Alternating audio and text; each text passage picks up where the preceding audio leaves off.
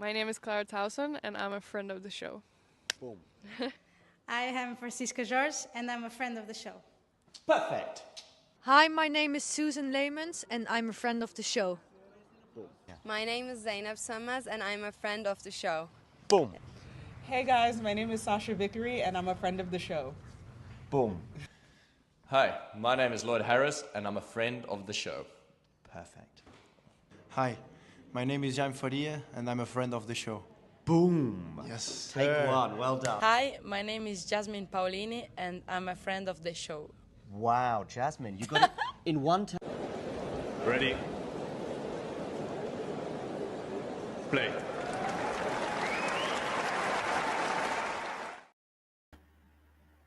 Hello there, and welcome to WTA Weekly. Our usual Grand Slam wrap-up is here, and boy, this is quite a Grand Slam to wrap up. And I think it's appropriate that I have James with me for this, not just because he called the final that happened between Coco Gauff and Aryna Sabalenka, but also he was with me to preview this tournament. So we've come full circle, James. How are you doing?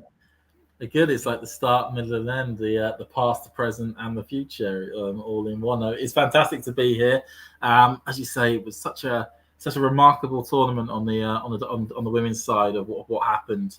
In the last 2 weeks, summed up with an absolutely brilliant final that I was able to enjoy on here with John. A couple of days ago now, that saw, of course, the Coco Gauff stardom increase even more, and to get him to pick up that second ever Grand Slam title. Yeah, indeed. And we're going to talk a lot about that, because I think obviously you gave a lot of your thoughts on the final, which you can probably watch in like the clip we took of the end of yours and John's commentary.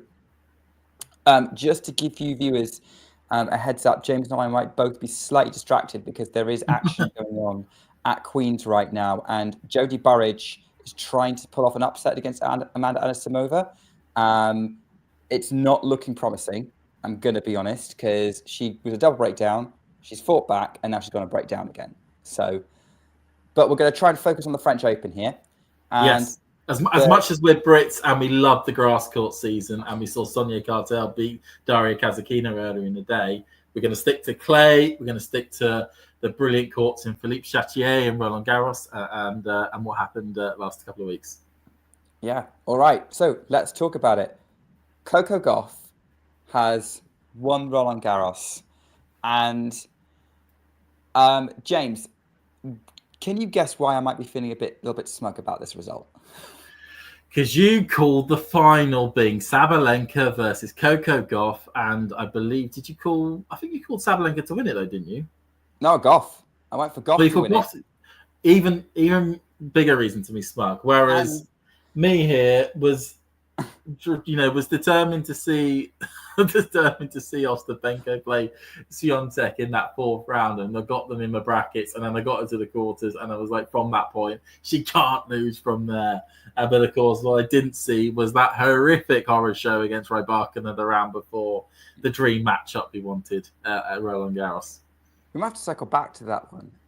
But yes, the reason why I'm feeling a bit smug is like the last time we did WTA Weekly, which was with you, not only did I call that Coco Gauff would beat Aryna Sabalenka, but I called that she would beat Sabalenka in exactly the way that she did, in that she drove her absolutely crazy by getting every ball back and forced Sabalenka to make a bunch of errors and basically put her full athleticism on display. I mean, that's kind of how I saw that match going down. That's pretty much what played out. Is there anything you want to add to the match that you saw on that Saturday there? No, as you say, it was a bizarre situation that as soon as it went beyond 5 balls, you pretty much were like, yep, Coco's won that point. Yep, Coco's won that point. Yep, Coco's won that point again. Oh, Sabalenka's hit it wide. Oh, hit it long. Oh, hit it into the net. And then just watching her getting even more annoyed at her box. And it's unfortunate, really, the way in which Sabalenka certainly had responded to that loss, certainly in press conferences. I was quite surprised of how quickly she headed straight to her, unfortunately, runners-up press conference. She went in there pretty quick, straight in or straight off after going off the court, and didn't give the didn't give the love towards Coco, or didn't give the respect towards Coco for the tactical masterclass that she put in such a windy, unbelievably windy conditions for Coco to be able to frustrate Sabalenka to then win the match. Yeah, absolutely. I think you pretty much just gave us a reenactment of your commentary right there of how that final went down. But yeah, and so we're now in a situation where Coco Gauff is she's now two-time major champion. I think you have to kind of call her at least a big three, maybe if you want to stretch it, Sabalenka's main rival at the moment, whilst Iga is having her slump at the moment. In terms of results, in terms of just being there, she's the world number 2. But I think, James, I don't know if you agree with this, but to me, Coco Gauff eventually winning Roland Garros was inevitable, especially given her history at this tournament, who she's been losing to in recent years. Oh, no, I completely agree with you on that one. It's been the surface that Coco has done the best at. I believe she's junior champion here, back when she was 14. Her first WTA title came on the clay in Palermo, or not Palermo, but I think it was certainly a tournament in the Mediterranean a few years ago. That was her first title here. That was the first final she got was here as well. Unfortunately, it was a bit of a drubbing to Swiatek, but it was the first final that she got to. It was always seen that with her game style and her ability to really almost like grind at the back of the court, but and also use shape, use different forms of balls. That this was going to be the tournament where if she was going to win it, it was going to be here. And yeah, for it to come now, it feels like a natural progression, and it's really good. If you're a Coco fan and following the trajectory that we all had for Coco for all those years of saying she was going to be multiple Grand Slams, you would certainly say that here was going to be the place that she was going to pick up a lot of those trophies. Yeah, absolutely. And by the way, since Coco Gauff won it on Saturday, Coco Gauff is now the 20th player to have won multiple Grand Slams before her 22nd birthday since the end of the First World War, when kind of women's tennis kind of took off with the Suzanne Lenglen era and things like that. So Open era, it's only slightly less than that. But if you're looking at kind of the all-time of tennis history, only 20 women since sort of tennis became a proper international competitive sport have won multiple Grand Slams before their 22nd birthday, and confirms the trajectory that she is on, despite a lot of people kind of doubting that trajectory. No, indeed. It's, for a number of years, because of how, everyone's probably heard the story, gone for the story before, the breakthrough in 2019, beating Venus Williams at Wimbledon. Sue Barker saying she was going to win 20-odd Grand Slams, and other people in the sport already pretty much crowning her as a multiple Grand Slam champion before she was even a Grand Slam champion. And it's felt a bit at times like it's stagnated. We've had problems with the serve. Certainly that second serve, there's been problems with the forehand letting her down, and people just picking on the fact that what they were expecting from Coco, which is for her at this stage of her career to be dominating the women's game, and her not to do so, it's now led to a lot of people wanting to sort of dunk on her and whatnot. Whereas we need to look at it, as you say, in that context of under 22, now has 2 Grand Slam titles, won her first Grand Slam title when she was a teenager. This is remarkable for if you actually had to take away who the person was and when they broke on the scene, to actually what we would normally expect from a top ranking promising youngster. And you very much feel that, as you say, that we could be seeing Coco Gauff lift a lot more Grand Slam titles, potentially with not such a big a gap as it was between the US Open in 23 and of course now Roland Garros in 25 than we have seen here. Yeah, absolutely. I think that she's definitely closing the gap. I think that she's such a ferocious competitor. The level she's brought on the clay is super high. I think that she'll bring something similar when we get to the US hard courts. Grass feels a bit more open. It's going to be a bit more chaotic. I think that she's going to be... I think Aryna Sabalenka is going to be worried about her come this US Open. And I think if you look at the way, it wasn't just Gauff getting every ball back, although I think that was a big key to it. But I did feel like she served really well, and in the backhand to backhand, she was a match for Sabalenka. Absolutely. I mean, it was probably the best shot. When it went to a backhand to backhand exchange. Usually when it comes to ball to ball rallies with Sabalenka, everybody on the tour you would say would be second best in those instances, probably with regards barring Rybakina. But when it came to those, as you said, those backhand to backhand exchanges on this surface with the wind, the way that was playing up, it was perfect for Coco to really do damage. And it'd be interesting to see, certainly as you say, when you go to more hard courts, when we go to more faster grass courts, will that be able to continue? Yeah, absolutely. I'm excited to see it. I think it could very well continue. I think a lot of people are down on Coco on grass because she hasn't necessarily stepped forward, but the base level she produced in Wimbledon 2019 as a 15-year-old. I think her game works on all surfaces. And I think that she's in the mix. And I certainly think a lot of people at Wimbledon would want her to win it. She won over a lot of fans as that 15-year-old who broke through in 2019. And we're always going to reference that. This was her stage coming up for 6 years ago now, which is crazy. And she's still so young. For me, Coco Gauff should be the story of the tournament. And, you alluded to this earlier. Unfortunately, I think it got a little bit lost in what Aryna Sabalenka said afterwards. It did. It was. I mean, I know. I think John's clarified underneath that she has apologized a bit on social media for the way in which she responded in the initial press conference. So it was the official Roland Garros one. And we've seen it from Sabalenka that certainly this is a tournament that she really wanted to win, and we could imagine, based off being able to beat Iga Swiatek in the round prior, she probably felt this is my time to win the French Open, and for it not to happen was quite devastating for Aryna. It's we know her prowess on the hard court slams, but it's all about her now seeing how she can do on the natural surfaces. But for her to she can unfortunately be sometimes a bit of I know it's a bit of a weird term, like a sore loser, straight after a loss. We have seen, for instances when she lost to Madison Keys at the Australian Open, she'd smashed a racket on the court before walking off to try and compose herself. Here it was a case of saying that I played terribly and it was the wind and it was anything else, and actually my opponent got lucky. Unfortunately venting out what maybe under hindsight, and she said in the hindsight that she shouldn't have pointed to, and in Sabalenka's eyes and a lot of what we've seen in the world's eyes, she is the best player in the world. She is, the most consistent player in the world.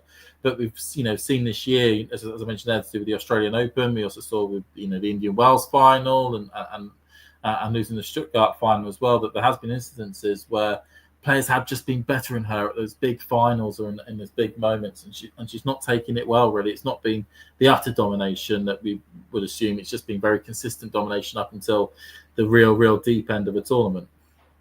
Yeah, I will say this because you make a good point about the finals, and that has been kind of the sticking point. She is the best player in the world because she wins more matches than anyone else. It's just on the day in the final, it's a bit 50-50 whether she wins it or not. We see that in Grand Slams. We've seen that this season as a whole. I think for all of those times, her opponent played really, really well in all of those cases. And Sabalenka is the one who's setting the standard to beat in the final. And what I think is great is that there are enough players in the WTA to rise to meet that standard right now, like Keys and Gauff and Andreeva and Swiatek. And we'll keep putting Swiatek in that category. I think it was pretty close to that category in that semi-final. And in terms of the emotions when she loses, they are pretty strong. I think it's the first time she's verbalized it. She's obviously had time to process it still. I think there was only one comment of hers I wasn't happy with, but the rest of it, let's face it, James, you and I have both lost tennis matches, and the vast majority of the time, I think when I don't know, maybe the standard is a lot higher where you play, but we probably have walked away feeling like, yeah, I could have played way better in that match, and it should not have gone down the way that it did. So yeah, I think that's a lot. And a lot of it's psychology, really, which is it's easier for you in your head to say I could have done something here and I would have won it, because it's easier for you as most people to compress or to digest that as a thought process. Then there was nothing I could have done, because people don't like the they don't like the knowing that they couldn't have done anything to prevent an outcome, because people don't like to feel helpless. If that makes sense. Yeah, absolutely. So, and I guess it's kind of one of those things that, like, I think this is something that I've noticed from comments that that Iga Swiatek's made before, actually. Very, very similar kind of comments about her game and her performance, and feeling like, oh, she played her best, then she would have been in the match, and probably feeling. And I get a sense, and this is a complete speculation, but it's just reading between the lines a little bit. I don't know either of these people. They are fully free to call me out and say, no, that's not how I think about things, and I will retract everything. I wonder whether Sabalenka and Swiatek under both under the impression that they are, on their day, when their games are clicking, they should win those matches that they are in, with the exception of when they play each other, because then it's a coin toss if they're both playing well. But even if they're playing well, they're in the match, kind of like Alcaraz and Sinner we saw yesterday, like, playing well enough to be in the match against their great rival. And I do wonder about that. I just think that maybe if that's the case, then both of them, and I think Iga does, and I think Aryna does on reflection, include Coco in that mix of you have to play your best to be close to her. No, indeed, and it's going to be that's going to be the interesting mindset shift that the likes of Sabalenka and Swiatek are now going to have to do to Gauff, which is when Gauff's on her game and I'm on my game, it could be anyone's, and it's never a case of if I play Gauff and I play my best, I'm going to win. That mantra's kind of going to have to go from them, because if they continue to have that mantra, Gauff's going to continue to win more and more of those matches, and Sabalenka and Swiatek could be left in the dust almost because of just how good Gauff is becoming and how dominant the Gauff could become if they don't start treating her with the respect that she now sort of warrants. Yeah, and Andreeva probably is putting herself into the mix as well. Like, she's beaten them both recently. I mean, there's probably enough players on tour that, like, they go, oh, I need to be on to beat this girl. Like Keys now or someone else. Like, there are players out there that on their day they know that can beat them. I don't think they treat anyone as an easy opponent, but it's that belief that they would still win in the end. I mean, I guess that's what makes them champions. And this is massive speculation, by the way, because again, they can both come out and say, no, that's not how I think. And because we don't know them, this is like, I will stress again, this is speculation on both our parts. The interesting thing going back to Sabalenka then is, what's the reset going to be like on grass? I think she bounced back after the Australian Open final loss relatively well, so to speak. I mean, I know she didn't do well in the Middle East. She never does well in the Middle East, but she got to the final of Indian Wells and won Miami. Yeah, I mean, any player. I mean, barring Mirra Andreeva, who used it as a bit of a springboard, I think the majority of the top of the WTA tour really just, rocked up with a 5 out of 10 game for most of those Middle Eastern tournaments, and he's not really for them. It is that they're more looking at the Sunshine Double to actually start to find a strong level in their own games. But it's such a quick turnaround, of course, because 3 weeks today Wimbledon starts up. Which, it's just this, as I was saying, we've got Queen starting this week for the first time the women are there in 50 years. There's all these sort of great events that are going to pop up. I think Sabalenka is down for the Berlin tournament next week. Yeah. so's Gauff. I mean, pretty much everyone in the top 16 is playing barring Swiatek. It's an absolutely ridiculously stacked field. But there isn't really that, between the Australian Open and the French Open, there's such a long gap in time that you can just, sit there, lick your wounds, get yourself, ready to go again. Whereas, Sabalenka will know that, lots of people talk about her as a potential Wimbledon champion because she's so good on quick surfaces. This, people are now kind of expecting her to find a way of winning here, and it could be such a great tonic almost for her to go out, get herself focused. She's having a few days in Mykonos right now, as you said in a press conference, drinking alcohol and eating gummy bears or whatever. But then, she knows that there's a real strong chance that she could walk off with the Venus Rosewater dish if she brings a strong level and has the ability to certainly hit for a lot more players, at that tournament. Yeah, I think, again, kind of like Gauff at Roland Garros, Sabalenka feels destined to be a Wimbledon champion. A lot of people think that. Other people think that. I know John's a big advocate for that. I can see the argument. I think Aryna probably would have won Wimbledon last year if she played. I think that was highly likely. I guess it's kind of like, how does she deal mentally with that expectation, having just come off a tough Grand Slam final loss? We don't know, but she's a champion and she will bounce back somehow in some way. That would be my expectation. I don't expect her to win Berlin. I think she's going to need that as a reset tournament, as a warm-up, but I don't think she's going to be bringing her best level at that tournament. She'll probably win one, maybe two matches. I also think Gauff will probably do something similar. I think that Berlin tournament's going to be quite competitive. But that's how I see it. I think Sabalenka will use Berlin to get some grass matches in.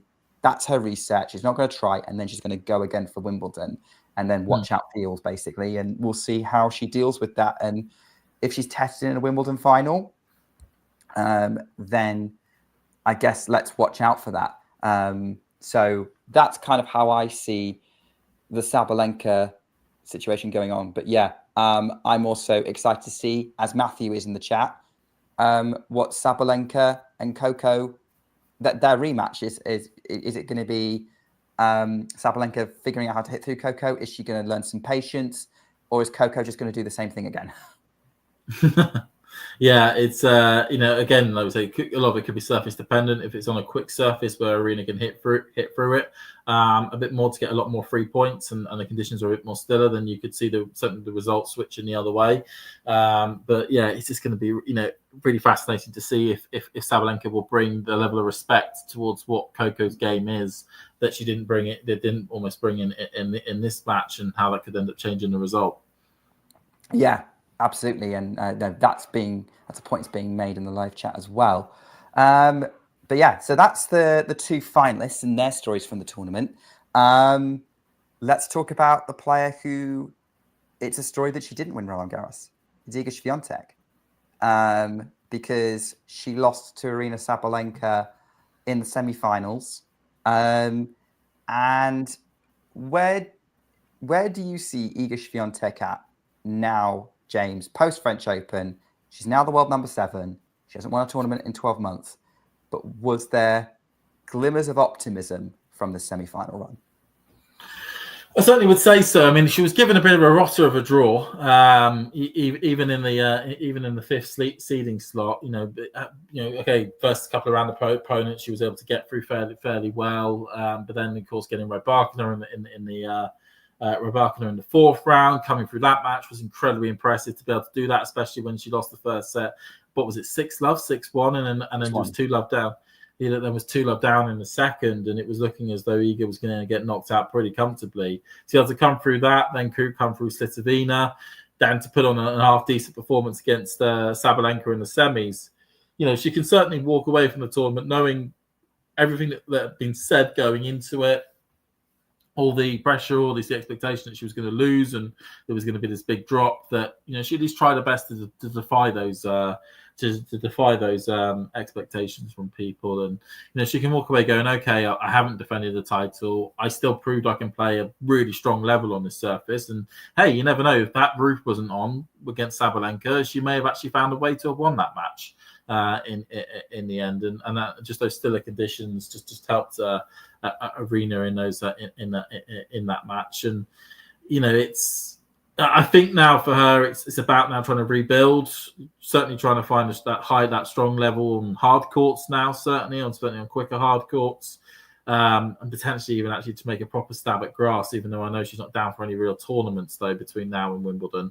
But there is, there's lots of opportunities for her now to be, I heard somebody say, like, she's no longer the hunted, she's the huntee, and she can hunt, and she can now look to try and, regain those positions back. She's fourth in the race, which will help her in terms of to sort of climb up the rankings, fairly quickly. And it's now seeing if she can go off and, try and get some big victories, try and start to win some titles again, and got such good building blocks to rebuild that game. She's only got 1,000 points ish to defend until the end of the year now, so the only way is kind of up for her, unless she crashes out first round of every tournament, which I don't see her doing. By the way, I do detect some bad Homburg shade from you there, James, with your comment about no real. You there? Sorry? She going there then? Is she? Yeah, she's playing bad Homburg. Oh, missed that. Sorry about that. That's a minus point for me. But looking at the rankings now, she's actually the fourth seed there, crazily. Unless, there's some players in that tournament who are also playing Berlin, like Pagula. Well, I will give Bad Homburg a bit of shade because it's nicked the 500 title that Eastbourne had in the same week. Eastbourne's now 250, so I'll give it. We'll give it a tad of bit of shade. I think Queen's nicked it because the LCA won 500 tournaments. So, by the way, if anyone was actually interested, Amanda Anisimova just got the job done against Jodie Burrage. Iga Swiatek. I've moved over to the Mukova match now on court one. Oh, what's happening with that one? In its first set tiebreaker, Mukova 3-1 up. Okay, I'm hoping Mukova gets a win there. Is that on the BBC or is that on a different platform? Tennis Channel. I've had to get to Tennis Channel to watch court one coverage. Okay, I'll get that on later. Sidetracked. Back to Iga. Back to Clay. Yeah, back to Clay. We're Brits. We're getting distracted by the grass. I agree. I think there's potential for Iga to rebuild. I was very pleased by how she fought back against Rybakina and how she dealt with Svitolina. There were definite signs that she was kind of back. And even those first couple sets against Aryna Sabalenka, I think that semi-final could have been a match of the year contender had not the final set happened. And even then, I would still argue for it based on Aryna's level in that final set, because Aryna made no unforced errors. Compare that to the final. And Aryna kind of stole that first set, but that was a winnable match for Iga, even in Aryna kind of stole the first set a little bit. And I guess she's got to look at that and not look at how she was in the final set, because that was the one alarm bell, was how she kind of unraveled a little bit in the last set. Didn't just sort of like knew the missed opportunities and took too long to reset as Aryna was just maintaining such a high level. If she can dismiss that and just go, right, that's fine, that's done. I was happy with the rest. She's happy with the rest of the level of this tournament. Watch out, Tor, because she's going to come back and she's going to make that top three with Sabalenka and Gauff. For me, it's a question of when, not if, she breaks this slump. And hey, topsy-turvy year, right? She doesn't win a title up until, doesn't win a title for a year, doesn't win a title on clay.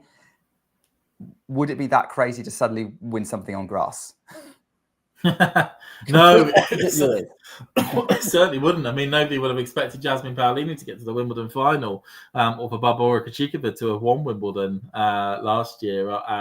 So, grass is this surface where, some years, absolute mayhem and carnage can take place. And, if a draw opens up, if she gets the right opponent, you never know. We could see her deep in the second week at Wimbledon. And, by that stage, the baseline of a grass court tends to act more, certainly more like a hard court. And there's opportunities for her maybe to maybe even, get to the final, even win Wimbledon. I mean, it's still a bizarre. It's one of those bizarre Pandora's boxes with Iga, which is she won Junior Wimbledon as a Junior Wimbledon title, yet really hasn't had that tournament as her best tournament for results yet. And it just seems bizarre that Iga should based off what she's done when she was younger should be good on grass and just hasn't really shown it yet.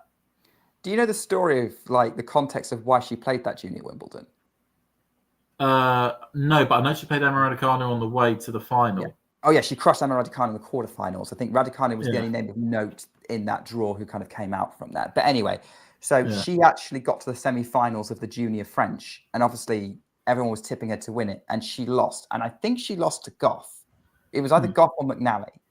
I think it was Gauff, who then won the tournament. That was the year Gauff won Junior Roland Garros.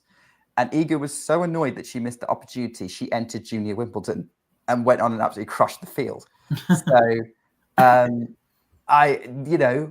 parallels, maybe, clutching at straws a bit for Iga fans. I don't know, but there's an interesting parallel here, and like there's a storyline potentially brewing here that I like the look of.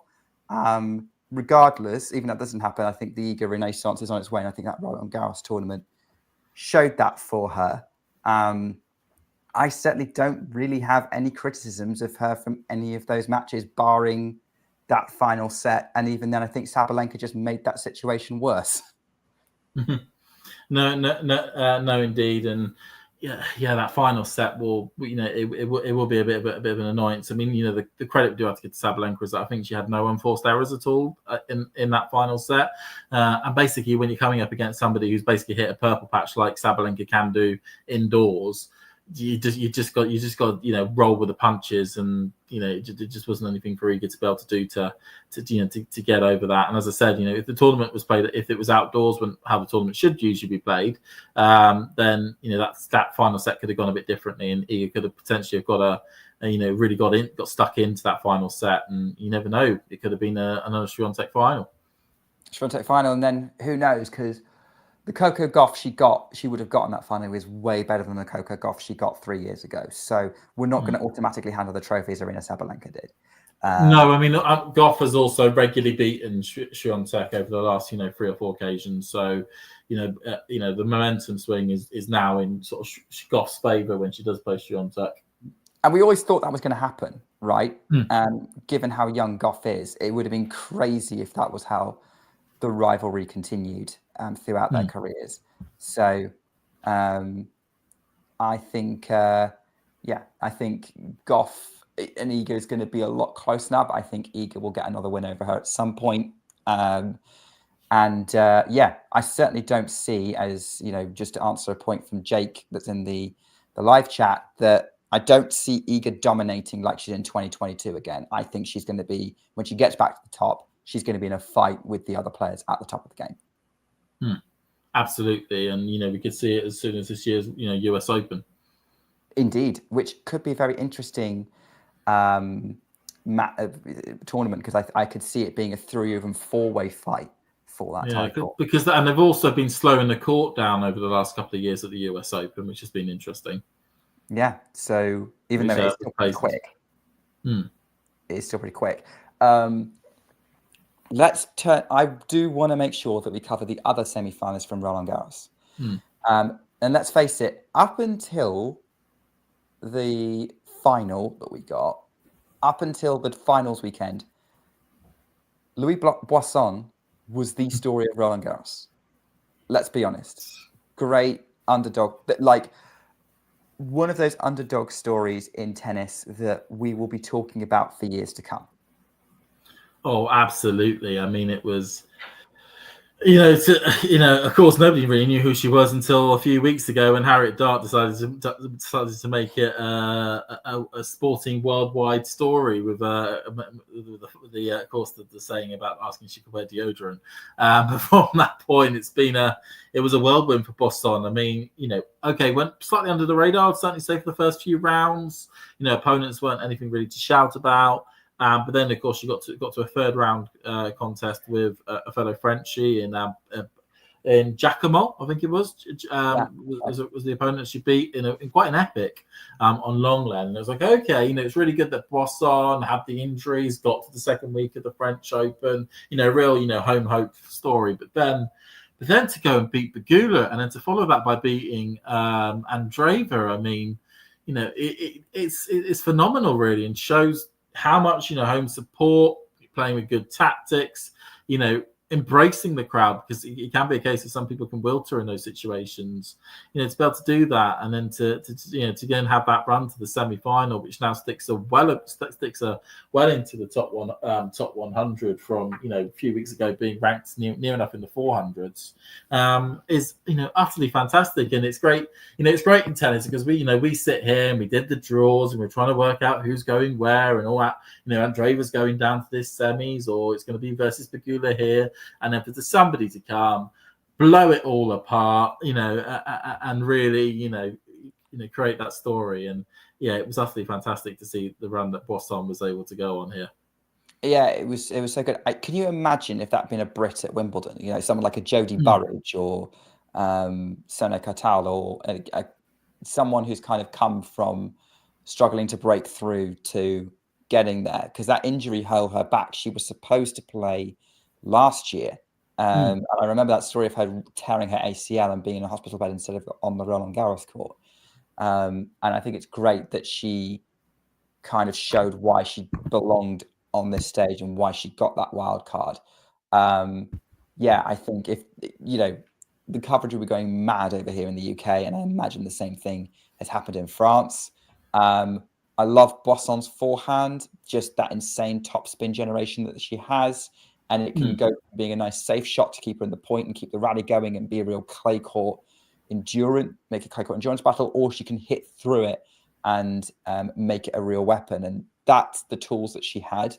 And she just kept fighting. And that's how she beat Bagula and Andreeva. Just did not count herself out at any stage in that run. I guess the question is, and it's just one of those things, is this going to be a one-off, or are we going to be seeing Boson popping up and causing problems for the top players on a consistent basis now? She is 22. She is 22. The hope is that this is the start of this is the breakthrough, and that this is going to be her making a big name for herself at the top of the game. Certainly French women. We've had Garcia that retired at this tournament, who was probably the last big name player on the women's side, and for them to now have maybe potentially Boson, who can be that big name player for them, will really help the sort of French the French women's game.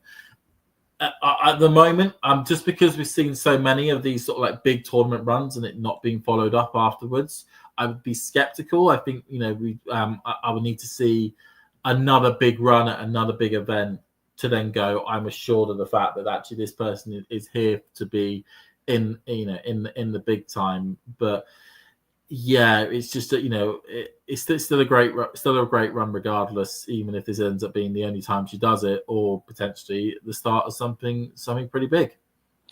Yeah, I see what you mean, and I also have those thoughts of, we do see these big runs out of nowhere and they don't quite get matched. I still think it was an incredible moment for her in her career, and I guess let's flip the question then. Let's change the focus, because I did that a little bit with Peyton Stearns in the last episode of the episode before. If you see Lois Boisson playing a top player, particularly on a clay court, would you say go watch that match?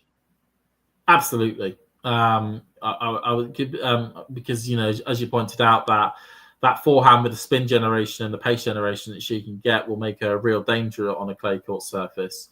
And you're going to be seeing a good strong performance. She has that winning mentality. I think she won a W75 in one of the build-up events towards Roland Garros. So you're going to see a good competitive edge. So, certainly this year, if it's on a clay court, she chooses to go play, I don't know, the tournament in Romania or whatnot after the Wimbledon, then, have a trip down that pace and have a watch to see how she plays. Yeah, I'm with you on that. I would definitely go watch her matches. I'm definitely, if she can get an intriguing matchup with her and someone else on any surface, but particularly clay, I would be down to watch that match, and I would be. There's also an interesting question now that pops up, which is, does Wimbledon give her a wild card or not? Yeah, because the Wimbledon draw has the Wimbledon entry list was created before the French Open when Boson was ranked too low to be able to get into the main draw. Now she's going to be ranked in the 60s. Do they, be given the run she had here, do they offer her one of those wildcard slots because of it? Yeah, that's a good question. I guess it depends on who's using their protected ranking. It depends if there's any kind of former champions or former finalists in the field that they might want to give that to. From the non-Brits, because let's be honest, the vast majority of the 8 wild cards Wimbledon has are going to go to Brits. The question is how many, and that's usually decide whether it frees up enough to go to Boson, because there's also going to be some Americans in the mix for that, and some Australians. No, there's certainly going to be. I side on the fact that I don't think Wimbledon will give her a wild card. I think they will expect her to go through qualifying. She's in the qualifying draw because she used the protected ranking to get into the qualifying draw. I would have said if she got to the final or potentially won the thing, then there would have been grounds to have to offer it to her. But I think Wimbledon could justify by the fact of going, well, she's unproven on grass. It could be a bit of a drubbing in the first match. It wouldn't really be necessarily worth it when there could be young British talent. And we saw last week at the 125 level a 17-year-old getting to the quarterfinals and beating Alicia Parks. There's potentially grounds in Britain to say that person may be more deserving of a grass wildcard for the grass Grand Slam than somebody who did well on the clay surface. Oh yeah, I think Mimi Zhu's probably getting that wild card. The question is then, do you think Victoria Mboko is going to get a wild card? Just jumping back way further back in the draw to a third round exit play. Jesus, yeah. Probably not. She would have had to probably got to the final to put herself forward as an option for that. So as much as Mboko played really well qualifying and then getting to the third round and playing the way she did, she will probably have to go through qualifying again, but will not have to qualify for the US Open, which at least is a positive for her. Yeah, that's going to be huge for her. Are you excited by Victoria Mboko? Oh, absolutely. I mean, it was a fantastic game that she was able to bring. Really powerful. Was able to play really well on the clay. I mean, some forms of rally tolerance she'll probably have to sort out at points. And I was watching a match against Iga, and there were times that Iga was able to, really add shape to rallies and really try and bring her forward, use slices and whatnot. And it did catch her out from time to time. But there is a bright future for another Canadian prospect almost. To sort of pop out there to potentially get to the top of the women's game. Yeah, I really like her prospect. I watched the match against Zheng Qinwen and also the Lee's match, and I was very impressed by how clean her strokes are at her age, at 18. To me, she's the WTA's João Fonseca. Same sort of age, same sort of stage in development of, we know they're pretty good, but there's a lot of experience and a lot of building in their game. That rally tolerance would also be a point for Fonseca. I think that it's going to be interesting seeing their trajectories through the tournament. So yeah, Victoria Mboko, very much worth the hype. I'm saying the whole João Fonseca comparison. I do get that reaction a lot. Damien seemed to like it. No, I can see it. I mean, the only thing is that, of course, João Fonseca's come from a part of the world which hasn't had a star in a while, and is able to have such a huge fan base. Whereas I don't think Mboko will have as big a fan base at this stage. Fair. Game-wise, very similar. We haven't got the Canadians flooding into tiny courts like the Brazilians have been. That is true. No. Because with João Fonseca, it's not just the game, but it's the culture he's creating. Whereas, Mboko may have the game and the potential talent, but doesn't have the culture behind it. That's fair. Another young player with a lot of hype is Mirra Andreeva, and rightfully so. I am including her in the mix to win Grand Slams, like that US Open, that fourth person who could be in the mix. It's way down the road. I like her prospect at Wimbledon, given how strong her debut was a couple of years ago as a 16-year-old, nearly beating Madison Keys in the 4th round. But the loss she had to Boisson, no disrespect to Boisson, because Boisson fought like crazy and did the right things to win that match. Bit like with Coco and Aryna. Like, is that the reminder that we might need to put the brakes a little bit on the Andreeva hype? Is she just that little step off winning a Grand Slam? Probably. I mean, it was very unique conditions there. It was as you say, you know, she had an opponent that fought really strongly, but then also was against the crowd. And I don't think Andreeva's used to being almost the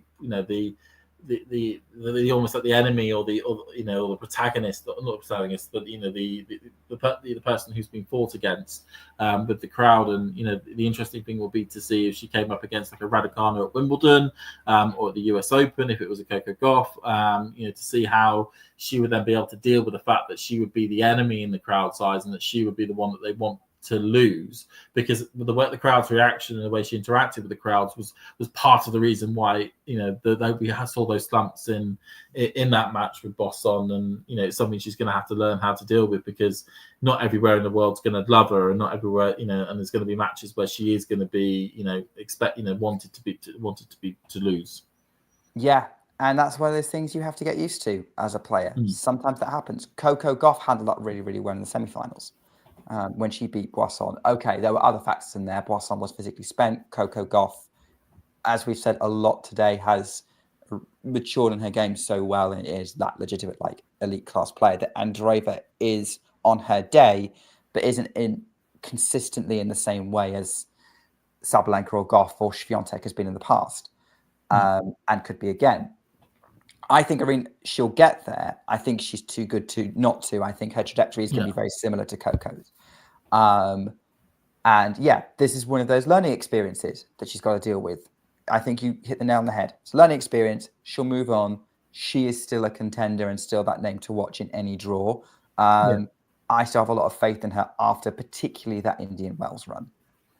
Oh, absolutely. I mean, that was as much as we know that, you know, Dubai was a similar level tournament, you know, a few weeks prior, the level in the field in Indian Wells and the level of the players that play it was such significantly higher, and there's much more prestige to Indian Wells, and players always want to win Indian Wells, that for her to be the person that came out on top to win that tournament, you know, was phenomenal. And you know, there will be maybe a hard court tournament, maybe even on grass, which she did really, as you pointed out 2 years ago, she did really well on, where you know she could have a good run. A draw could potentially get a bit easier in the midsection. She doesn't have to play a home player, and she could then get to that semis final. And at that stage, you know, she would have the hunger to want to, you know, to go and win it. She won't fade away as, you know, some players may end up doing.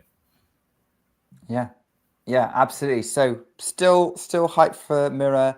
Maybe let's not automatically let's kind of put that caveat in place for her winning trophies now, but highly likely given that she has won that prestigious tournaments such as Indian Wells. So on the same page as always, James. Can you give us a Aryna Sabalenka update for AC? So she won the first set, 7-6, and it's 1-1. She's love 30 down though on her serve in the second set. So won the first, in danger of going a breakdown in the second.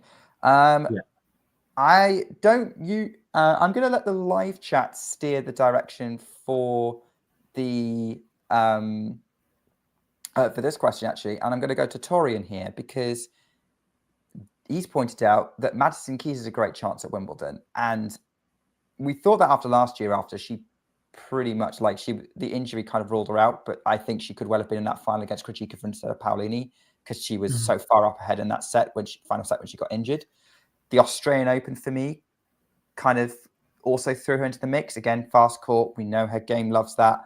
And I actually have built a lot of optimism about Madison Keys after this French Open run, where after her form's been a bit patchy post-Indian Wells, she switches it on and kind of carved through opponents that you would expect her to carve through, but that wasn't happening in tournaments up to this point. And I'm just now got a bit more faith in Madison Keys as a Wimbledon contender based on her being a big stage player. Yes, that was a really nervy quarterfinal against Coco Gauff, but I think I hope you agree with me, James, that this is still a pretty good French Open for Madison Keys, even if the calendar slam is no longer on. Absolutely. I mean, it's always the big question after winning your first Grand Slam title, and certainly at the age that Keys has won her first Grand Slam title, it would be very, easy for her just to basically slump down to a 5 out of 10 level for the rest of the year and not really get up for any tournaments afterwards. And for her to find a good level to as you say, show up in those big events, maybe with a quicker surface. Although she's very good on clay, and spent a lot of time when she was younger on clay. It was quite funny actually. There was a bit of a clip on TNT Sport who showed it in the UK where Laura kind of said, "Oh, but she doesn't spend that much time on clay," but she was training at Chrissy Evert's academy, and Chrissy Evert has loads of European style clay courts over there. She's like, no, she plays really well on the surface. She plays really well on the surface. But no, certainly it's she can go into a season now. She's very good on grass. She's won titles on grass in the past. And she's going to see how she's going to look at Queens this week when she gets onto the court, maybe on Wednesday or Thursday. There's a real chance that if the draw goes well for her, she could get to the semis or the final and stands a very good chance of potentially even winning the title. We know that she can deal with the likes of Sabalenka and Rybakina on fast surfaces, similar to Swiatek on fast surfaces. You never know. She could end up becoming a multiple Grand Slam champion in the space of 6 months. There was potentially a parallel universe where Madison Keys wins that quarterfinal against Gauff because it was close in its own way. Gauff was the one who found the gear to win it in the deciding set, and I would have been very curious to see what a Keys Sabalenka final round 2 would have been like in those conditions on the clay. Especially since, she has been in French Open semi-finals before as well. She is good on clay. It would have been a very different final to the one that we got, but it would have been very interesting to see who dealt with the windy conditions better. And I don't think we were that far off that final happening. No, not at all. But it was one of those things where Gauff just showed again that new level that she's got, where she can lose a first set, a very tight first set, and she's not going to fall away. She did in the quarters, and it was near enough rinse and repeat in the final as well. And there was certainly that it would have been interesting, given how windy it was, to have seen which one of those two players would have dealt with the wind better. I think we probably would have expected it not for Keys not to have dealt with the wind as well as Gauff dealt with the wind, but given the way that those two players do, whack the balls at each other, as we saw from that Australian Open final, would they have been able to hit through the surface, and would have Sabalenka would just probably still made the same number of unforced errors potentially. Yeah, but it would have been interesting. Obviously, you point out this new level from Gauff, and to kind of circle back, I think this is a good point to kind of start to wrap up the episode on and going back to Coco Gauff. We've seen it before where she'll scrap with players like mid-ranked players, like top 20 players who aren't really mid-ranked, but you know what I mean, like lowish Grand Slam seeds, like a Kostyuk or someone like that, and just about get over the line. And find the way to kind of find the level to get the match done, but wasn't happening against top players. Now she's doing it against top players. In fact, some of the results she's had this year is convincing wins over top players. That was a really, really good match from Coco Gauff, but I think if that's how she's going to be, then that core level from Coco Gauff if it has gone up, then this changes the conversation for every tournament going forward. No, indeed, and I think we could probably say that we do think that core level from Gauff, that base level is higher than it has ever been at any stage of her career, and people are going to have to rock up against Gauff with a 9 out of 10, 10 out of 10 game these days if they want to have any chance of beating her. Yeah, pretty much, and again, I don't think we've seen Coco Gauff dominating yet, and I think she can unlock that. So, and that's just exciting possibility there. James, I'm going to ask you more fun question, I think, to wrap Go before we kind of wrap up. I like fun questions. Yeah. I like What would you quizzes as say? well. It's John's understood. I like quiz questions. Oh, okay. Well, I don't know if I've got a really niche quiz question I've been wanting to ask for a while, but that might have to be saved for another day. What would you say was the best match of the women's draw in the French Open? What would I say was the best match of draw the women's Open? You've got some good options to pick from, especially in the second week. I mean, there was I know it's a bit niche, but there was a straight sets. But I did like that Paolini Svitolina match. That was a good one. And the way in which Svitolina came back from so many match points down in that contest. But then there was also it was a straight sets one, but it was just a fight that Svitolina showed against Pera in the second round as well. Bizarrely, I ended up watching a lot of Svitolina matches. Somehow during the French Open, I ended up watching a lot of her matches. I don't know how, but it ended up happening. And she was kind of one of the stories of the French Open as well. Let's be honest.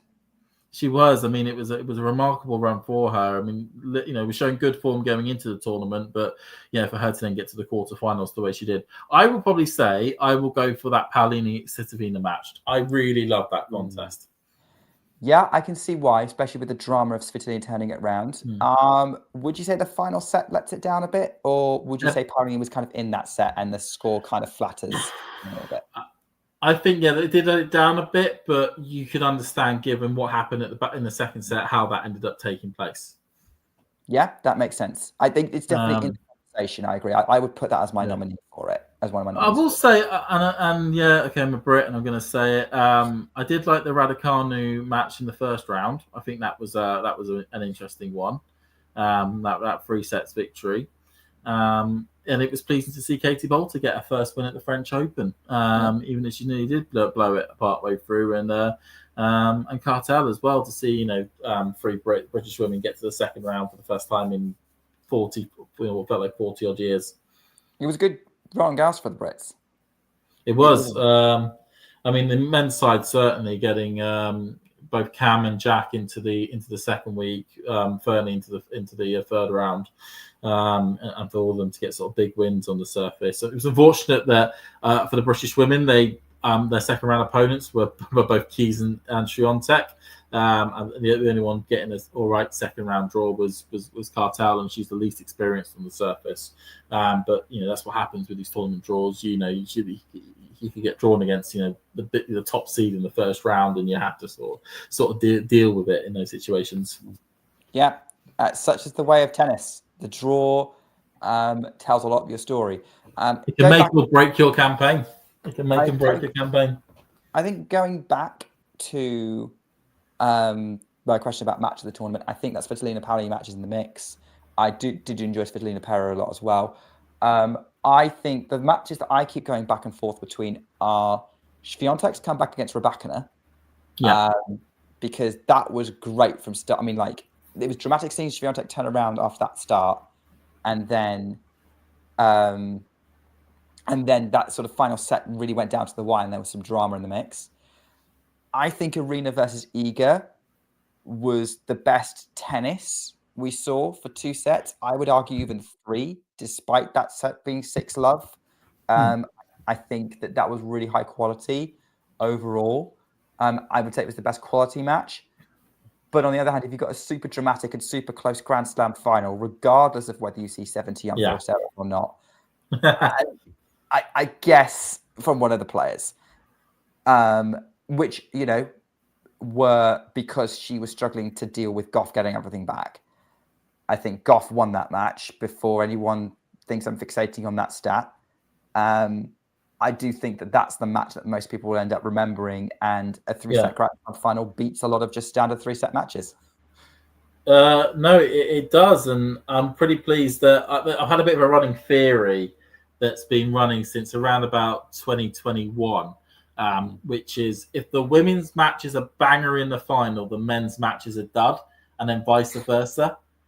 This tournament gets rid of that theory completely. Both matches, both bangers.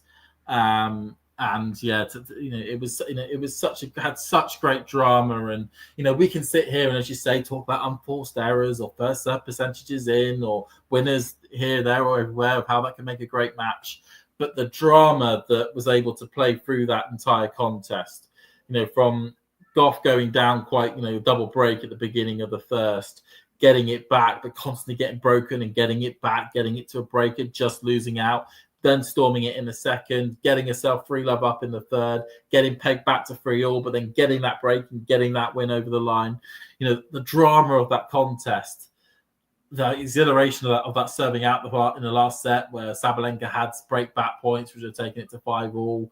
And then Gauff had those had championship points, then getting it over the line, is what we live for as tennis fans. And we saw it in the women's match, we saw it in the men's match as well, in the men's final, and it's just absolutely brilliant. Yeah, it was utterly brilliant. Coco Gauff is utterly brilliant, and that's what we should take away mainly from this episode of WTA Weekly and from this tournament. That is clay done. That is this episode pretty much done. The grass is ready. We are going to Queens for the WTA. We also have a tournament going on in Stockenbosch at the 250 there, but Queens is where a lot of the top players are at. We're going to see what. I'm going to be there on Saturday at the semi-final. Oh, nice! Yes, I'm really looking forward to it. I'm going to the Ilkley final. Ilkley Vord, Baltat. Ilkley's. There's been a lot of interesting stuff that's happening in Ilkley, and I saw Ellen McDonald, young British hope. She won through in qualifying. It's good that we're going to be in sort of two different places. I'm going to be seeing how the WTA event works at Queens. It's fantastic that they've got the women's event back there for the first time in 50 odd years, and they've designed a really good trophy, and it's a proper trophy, not some glass rubbish that most modern tournaments like to create. As anyone who's a regular watcher of the show will know that I have a deep, resentment for any tournament that creates that grass vase and thinks that's a great trophy. It's not. Miami, looking at you. But no, it should be great to see how that tournament plays out. I mean, from the first day, it looks brilliant. It's got the new sponsor back with HSBC. They come back to sponsor the event for the first time in 20 years with the red around the outside.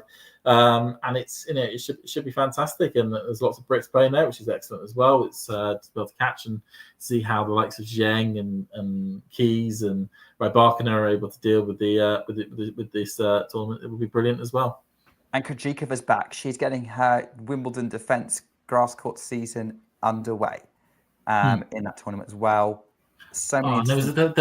There was a great post that Barbora put out yesterday, which she kind of gave a throwback to her Wimbledon final night. Yeah. Where she actually she took the train to the London Eye to try and calm down before her Wimbledon final. And when she got invited by the Queens to go to the London Eye to do the draw ceremony, something she doesn't really like to normally do. She just said she had to do it because it brought back such great memories. Okay. Somebody's going to have to probably tell Barbora that South Western Railway trains aren't the tube, but barring that, it was a brilliant story. So many brand names mentioned in one section. Right. Sorry. You're right, we're not the BBC. That is... Yeah, I think it's exciting. And hopefully Krejcikova's feeling good. And is Muchova feeling good? Last update on her before we close. Muchova, she's 4-2 down. She's 30-love off on serve. Ingis has had the doctor out for something, and she's been rubbing her stomach. So God knows there. I have to say though, if Ingis does win this set, I don't know. I hope they may have enough light left to be able to finish the match tonight. I'm not entirely sure. It's not looking optimistic. It depends what the weather's like over there. But there you go. That is your update. It wouldn't be a Karolina Muchova match if she didn't drop a set. But hopefully she'd get. Yes. He said Inglis, not Hingis, producer. That would be like, yeah, she's come out of retirement again. For the third time, but no, she hasn't. She's done with her career. James, thank you so much. It's been great to enjoy the French Open with you before, during, and after, and I hope to enjoy this grass court season with you coming up. Yeah, we're Brits. We're going to love the grass court season, regardless of if the matches are great or bad. But no, it should be a cracker going into the best Grand Slam of the year. Oh yeah, no question. Spoken like a true patriotic Brit. Thank you, everyone joining from wherever you are in the world. We will try and vary up other nationalities on the show. We might get a Pole. We might get some Americans. We might get an Italian. Who knows? Yeah, if you enjoy this content, we do have an ATP Weekly show in the works. TBC on when that's coming and who that's with. And we'll be bringing you plenty of updates from this week, including probably Alex Ayala's progress through the Ilkley Trophy. Just to throw that out there. Yes, she is playing. I think she's the top seed, actually. Our ATP Weekly is done. So you can go back and watch that if you want to deal with the reaction to that final. I didn't realize it had gone out. I apologize. But we will have another WTA Weekly to wrap up all the action from Queens and Scottenbosch and look forward to Berlin, where that draw will be stacked. I will see you all then. In the meantime, take care and keep talking tennis. If you enjoyed this video, make sure you hit that like button. Don't forget to subscribe and click that notification bell so you don't miss out on all things tennis.